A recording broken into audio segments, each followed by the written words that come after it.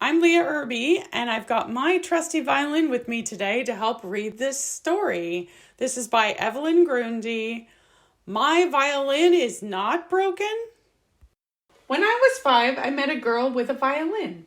She was standing to the one side of the farmer's market, her violin case open at her feet, playing a simple, magical tune.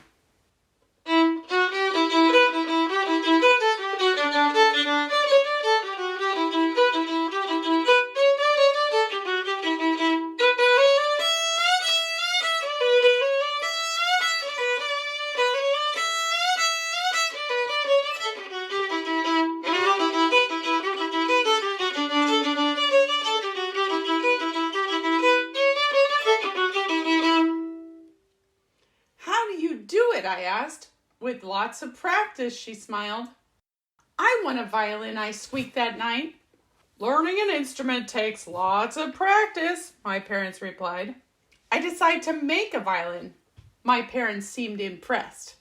That summer, I got a real violin. I clutched it tightly the entire way home, eager to hear it sing. I ran to my room, closed the door, cracked open the case. I held my violin under my chin and pulled the bow across the strings, just like the girl at the market.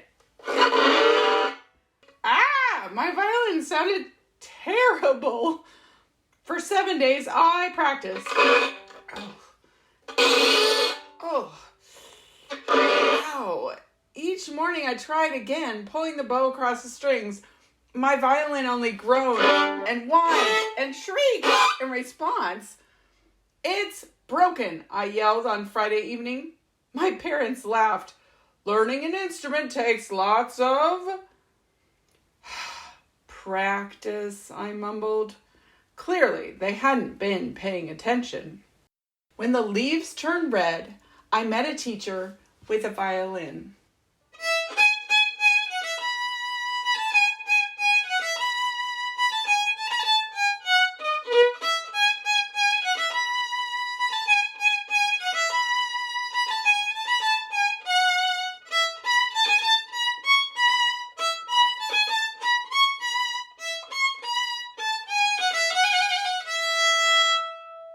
She taught me to bend at the waist, to take a bow, and to hold my violin under the chin with no hands. She told me to practice just that for a whole week. I crumpled. But I want to play all the notes, I pleaded. You will, she smiled. Learning an instrument takes lots of practice.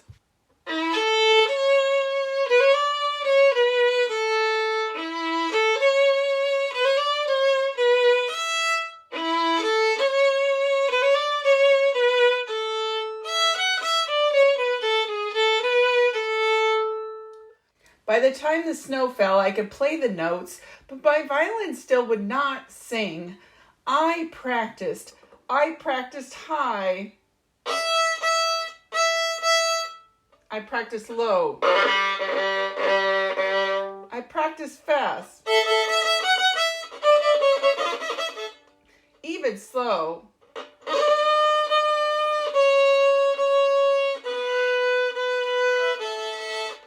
My clumsy fingers landed in all the wrong places.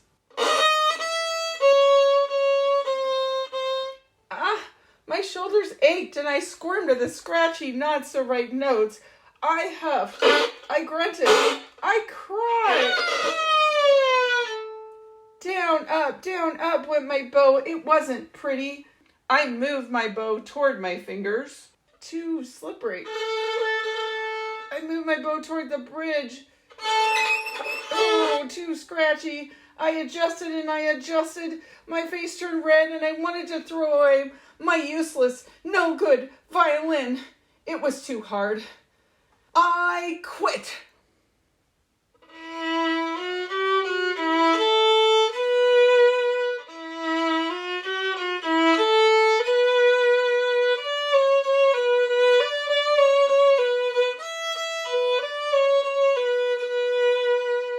When the trees began to bud, I found an idea. I wasn't sure I could do it, but I decided to give my violin one last try.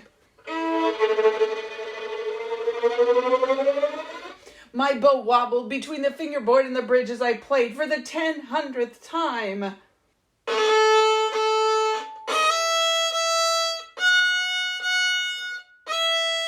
I closed my eyes and remembered the girl at the market. Suddenly, my violin began to sing.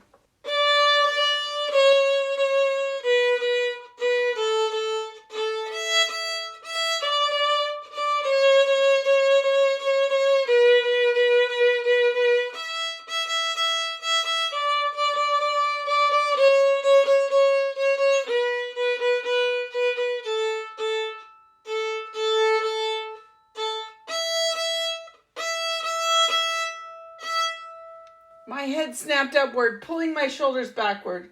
Floating through the air, music filled my room.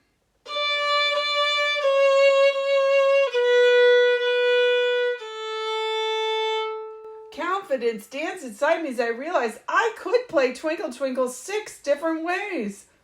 When I was 6, I met another girl with a violin. This time, I was the girl.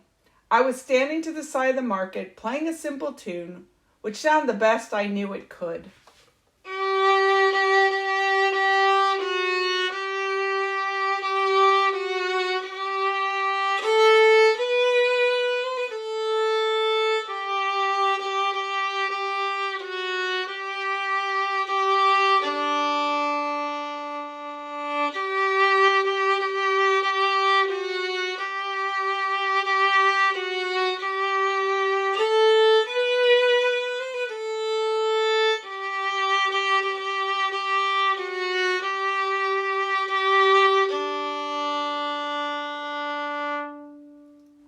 How do you do it? A young boy asked.